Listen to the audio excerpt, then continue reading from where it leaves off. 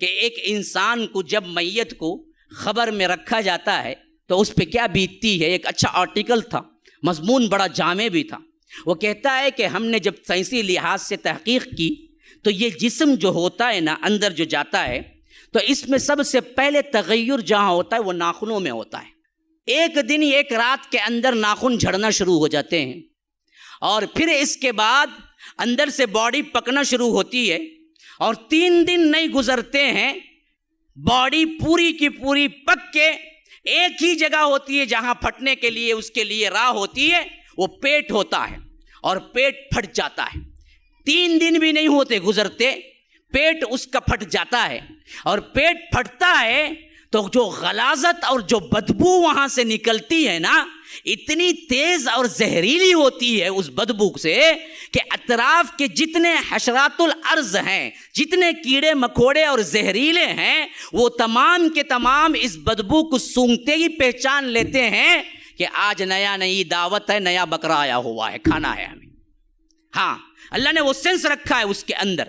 جب پیٹ پھٹتا ہے نا، وہ پیٹ پھٹنے سے جو زہریلی گیس نکلتی ہے اور وہ غلاظت نکلتی ہے، تو وہ تیز دار جو بدبو ہوتی ہے، وہ بدبو زمین کے اندر پھیلتی ہے خبر میں۔ تو سائنسدان لکھتے ہیں، کہتے ہیں کہ وہ دراصل جیسے ہی آگے جاتی ہے تو مٹی کے اندر جو حشرات الارض ہیں اور خاص کر زہریلے کیڑے مکوڑے ہیں، ان کو وہ سینس جیسے ہی لگتی ہے، ان کو معلوم ہو جاتا ہے کہ نیا مردہ ابھی دفن ہوا ہے، کھانے کے لیے جمع ہو جاؤ، آج رات دعوت ہے۔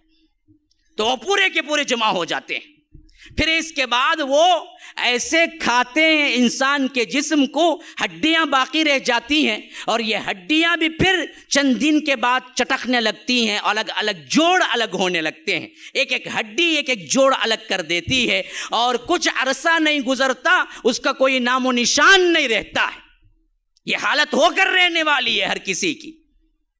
تمہارے جسم کو تم نے آرائش و زیبائش کے لیے اللہ سے ناراضگی اختیار کر لی، حرام کاری اختیار کر لی۔ ہاں، جو روز روز اللہ کے رسول کی سنت کو گٹر کے نالیوں میں بہاتے ہوئے نہیں ڈرتے، شیونگ اٹھتے ہی شیونگ کرتا بدبخت۔ اللہ کے رسول کو یہ چہرہ دیکھنا تک پسند نہیں تھا۔ تم حوض کوثر کا جام لوگے شیونگ کر کے مر کے، یاد رکھو وہیں تمہاری کیا سختی شروع ہو جائے گی جب ملک الموت دیکھیں گے، میت آئی ہے بغیر داڑھی کے، پکڑو اسے۔ نشانی تو لے کے نہیں آیا، ایک ہی تو عمل، ایک ایسا عمل ہے نا جی جو نامہ اعمال میں نہیں تمہارے ساتھ آتا ہے، باقیہ سارے عمل تو نامہ اعمال میں آتے ہیں۔ ایک عمل وہ ہے جو تمہارے ساتھ آتا ہے، وہ ہے داڑھی۔ داڑھی لے کے جاؤ گے تو کم از کم کیا ہے، ملائکہ جیسے دیکھیں گے پہچان لیں گے کہ یہ دراصل رسول کا امتی آیا ہے، لیکن ہم نے تو اس کا بھی لحاظ نہیں رکھا۔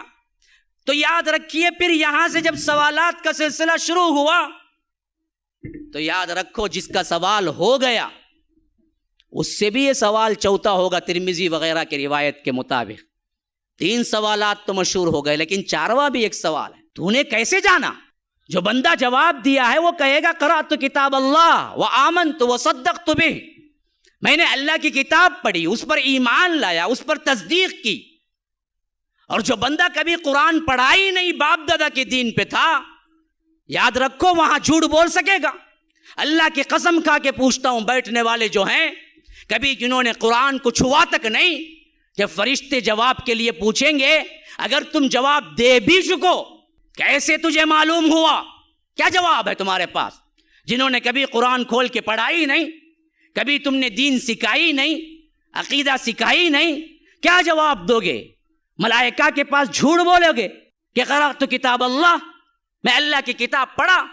وہاں تو رو گے، گڑ گڑاؤ گے، ہاں کہو گے کہ اقول الناس ما یقول، میں تو وہی کہتا ہوں جو لوگ کہتے رہے، یا مجھے معلوم نہیں تھا، میں نے جو پڑھا جو سیکھا بس باپ داداؤں کا دین تھا۔ تو اللہ تبارک و تعالی اپنے حبیب کے ذریعے بتا رہا ہے کہ دیکھو پھر اس کے ساتھ کیا سلوک ہوگا۔ فرشتے لوہ کی ہتھوڑی اٹھائیں گے، حدیث میں آتا ہے کہ کہیں گے لا دریت ولا تلیت، اے بدبخت تو نے تلاوت بھی نہیں کی، تم نے جانا بھی نہیں۔ پھر اس کے بعد اسے زور سے ماریں گا اور ایسی چیخ چیخے گا جن و انس کے علاوہ تمام مخلوق سنتی ہے۔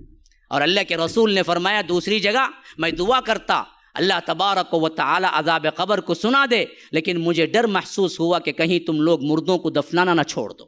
یہ ہو کر رہنا ہے، ہر ایک کو تیاری کرنی ہے۔